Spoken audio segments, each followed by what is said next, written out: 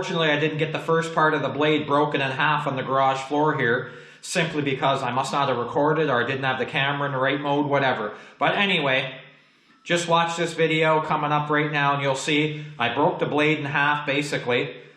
I broke the quick attach right off the blade portion, broke a big chunk, and I have to re-weld and regrind everything and get everything put back together. So watch this video and you'll see. We'll take it from the beginning and then we'll take it out, we'll do some snow plowing. All right, let's carry on.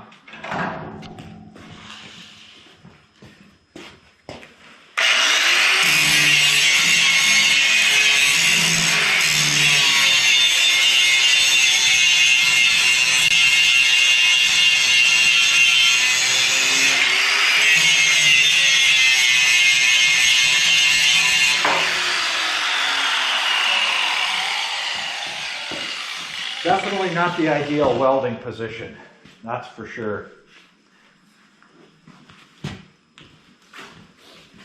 But there's no way I'm going to hunch over and do this either.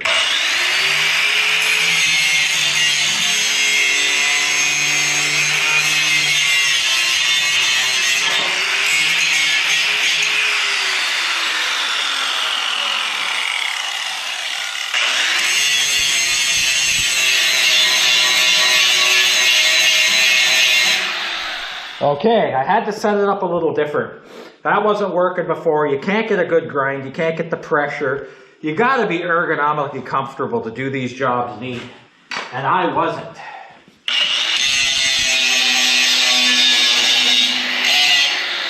Beautiful.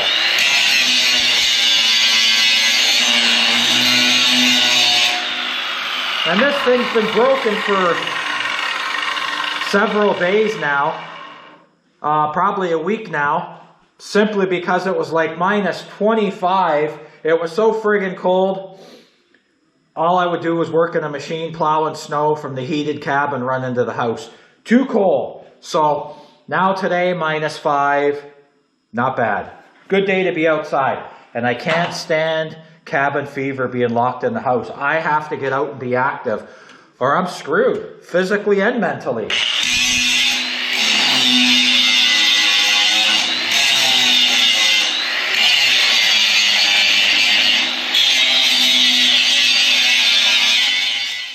All right, have a look at that right there. That's what you want to see. You got to get rid of that old weld, that broken bead that's there, that rust, everything, the paint and everything else. Get that old bead ground smooth and get it workable so when you put your new bead on there, you don't have any paint bubbling up and you got nothing screwing up the chemistry of your weld. Get rid of the rust, the paint, everything, smooth out. That thing there now is ready for that to be put on there and then we'll weld it. All right, let's set up and we'll get at her. All right, so I welded this plate too. This is a support plate that actually locks your quick attach to your blade and stops it from coming off. So I chamfered this edge and it actually goes here, right there.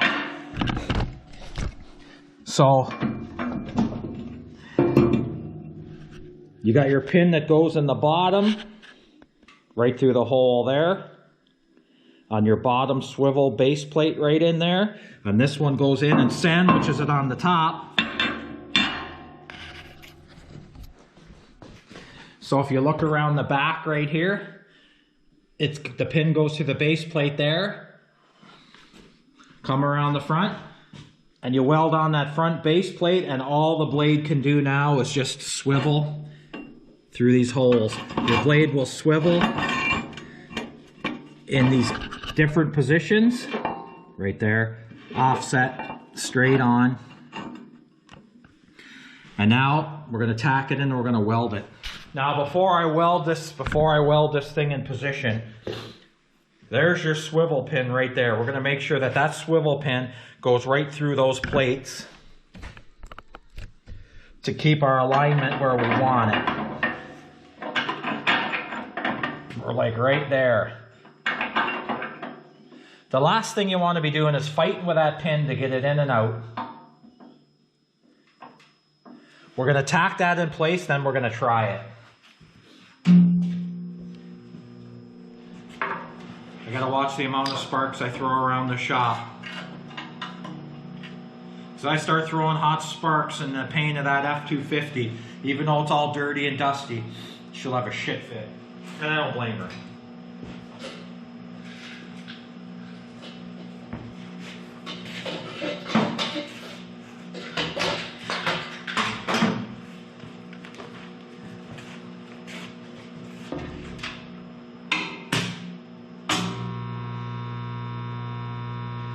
We're going to have a lot of moisture in these rods. This rod's been sitting in there, but we're going to do a quick tack.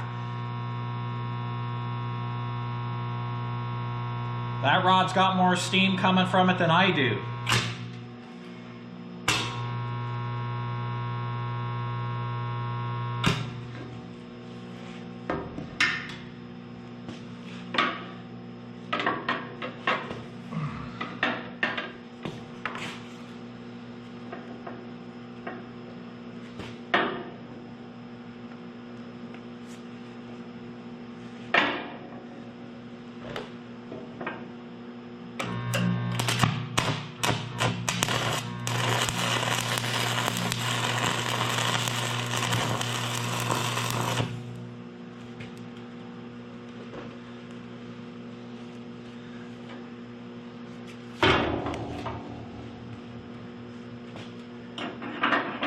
Alright, that's what we're looking for. I want that pin to be reasonably loose in there.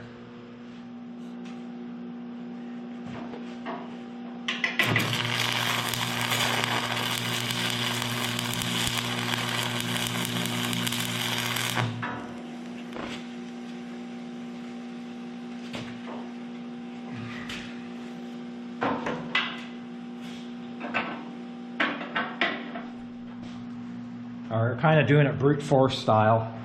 I got it tacked, but I want to make sure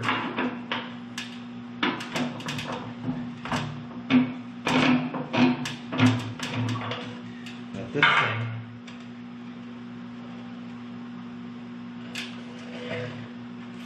swivels and lines up with all the holes, and it does. I might have to. It wasn't a world beater before.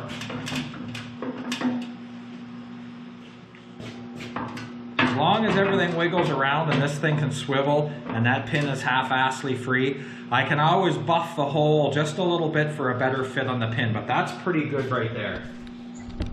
So now I'm gonna drop it down kind of Mongo style, just pure muscle.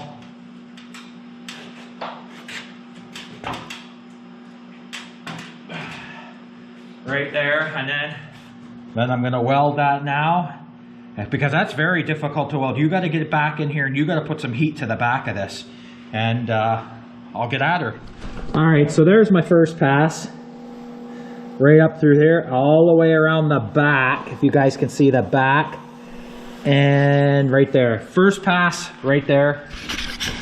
I probably could have taken the whole blade assembly off the front, which was way more work than I wanted to do, just because of those rusty adjusters and everything else. I'm going to oil those up, but I could have pulled the whole blade apart and got from that front end back in here a little bit easier. But you know what, I'm going to go for the old 3-pass on that and roll the dice. I think it should be okay.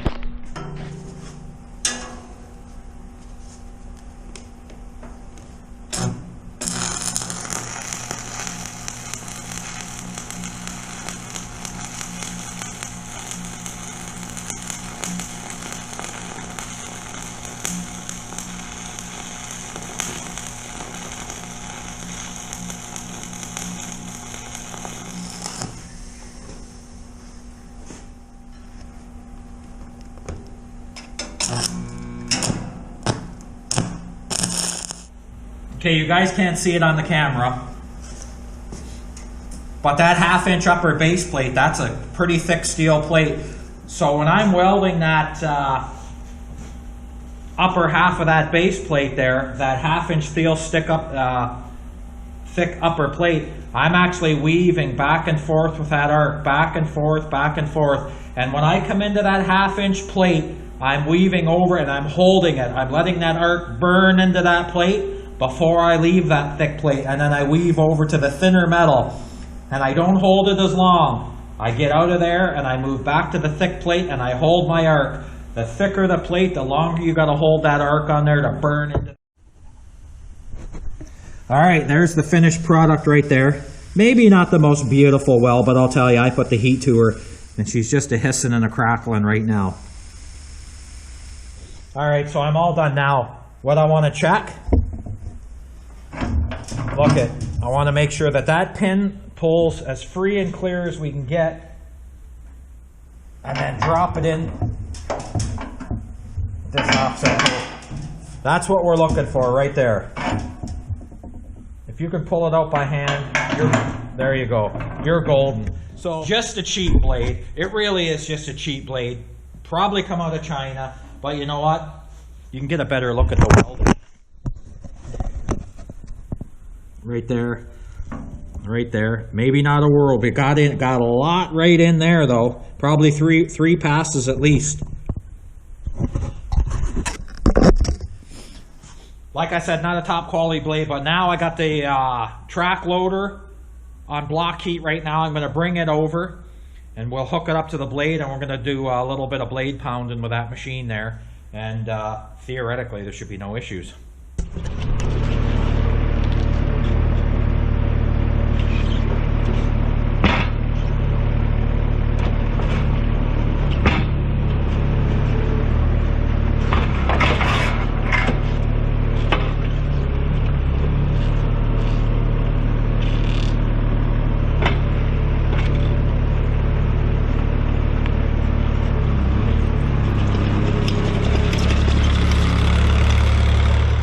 Alright, so I got the blade back on the machine, and here's what I was doing the other day. I was widening the driveway out here, just pushing the banks back, which I'm going to do now, and I snapped that weld right off. And the reason I'm using the track loader is because it's way faster than the tractor. It also has a heated cab, and I like widening the driveway with it because I can push more snow faster forward and back. It's just a faster machine. But I don't use the ASV a lot at all, period, unless it's summertime and I'm making money. And I'll tell you why. Because I don't trust the machine. I've never really trusted the machine. The undercarriage parts are expensive, and it's a lot better running the tractor. But there's certain jobs I like to use a track loader. And I'm not saying I don't trust track loaders in general. I just don't have 100% faith in this ASV machine. I never really have, since I have undercarriage and engine problems with my first one. So what I really do is kind of take it easy on the machine, and so that's why you don't see this machine much in the winter time. It's just now I wanted to use the widen the driveway, so let's get at her. And that's the real reason you don't see a lot of footage of this machine anymore in the winter, because eventually I'm going to work my way into something else. But for now, widening the driveway, it's the cat's meow.